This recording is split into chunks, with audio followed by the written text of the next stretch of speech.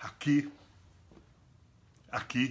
no frio de Curitiba, ligo o meu celular no Face Live para conversar com vocês sobre o preço do petróleo e a narrativa que a imprensa televisiva e escrita, comercial do nosso país está fazendo sobre as causas do aumento do preço. Primeira coisa, minha gente, leve em consideração que a estrutura de tributação dos combustíveis é muito antiga e o preço, modernamente, é que arrebentou.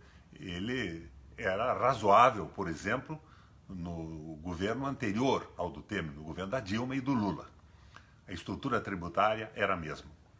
Se vocês me perguntarem se o ICMS é muito alto, ICMS de combustível no Brasil, eu diria que sim. Quando eu fui governador do Paraná, eu baixei, por exemplo, o ICMS do diesel para 12%. Era o mais barato do Brasil. Santa Catarina me acompanhou. Eu disse a esse pessoal da distribuição e dos postos de gasolina que se não fosse mais barato na bomba para o consumidor, eu mudava o preço e subiria o ICMS. Eu mantive o preço mais barato no Brasil. Eu dei uma olhada recentemente no ICMS do Paraná e no ICMS de Santa Catarina. Continua o mesmo que eu estabeleci, 12%. Mas aqui no Paraná é mais barato que em Santa Catarina. É o mais barato do país. Era, né? Até essa loucura de aumento da Petrobras incidir em todas as bombas e para todos os consumidores. Mas o de Santa Catarina era o sexto mais barato do Brasil. Com isso eu quero dizer a vocês que não é só o ICMS que aumenta o preço, é especulação também. Mas por que agora, ao contrário do que há anos atrás, explodiu o preço? Porque a Petrobras mudou de comando. O parente é um entreguista, ele é um globalizador da economia, ele era presidente do Conselho da Bolsa de São Paulo.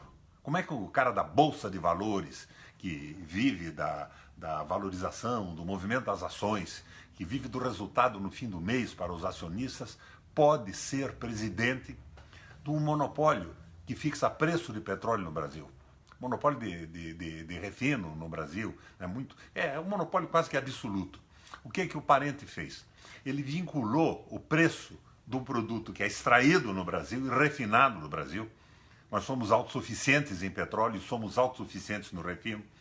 É bem verdade que nós temos que misturar um pouco de óleo mais leve no processo de refinação para as refinarias funcionarem melhor.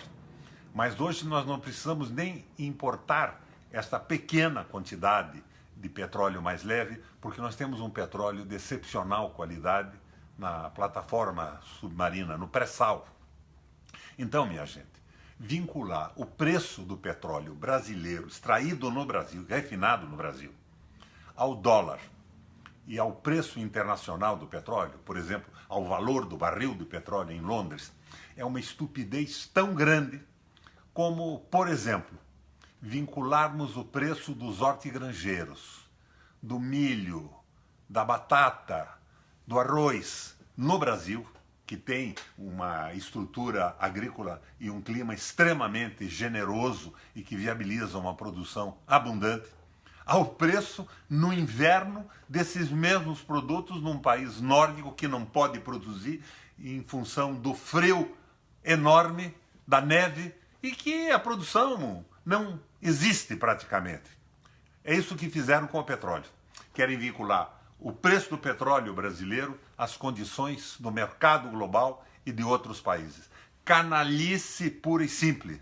Mas a canalice maior agora, depois da greve, é a canalice da imprensa, que tenta construir uma narrativa, excluindo o jogo da globalização, do intriguismo da Petrobras, da canalice da administração na formação dos preços e atribuindo todo o problema à tributação brasileira. Por que é tão alta a tributação? Eles te telefonam perguntando: senador, o que o senhor faria se fosse governador para diminuir os impostos? Primeiramente, eu nacionalizava a Petrobras, que tem que ser uma empresa pública brasileira, porque o petróleo é brasileiro, é refinado no Brasil e não tem que se vincular a interesses que não são os interesses de desenvolvimento do povo brasileiro. Minha gente, era a finalidade desse Face Live de fim de tarde de uma segunda-feira aqui em Curitiba. Amanhã, provavelmente, conversaremos mais na tribuna do Senado. Um abração a vocês.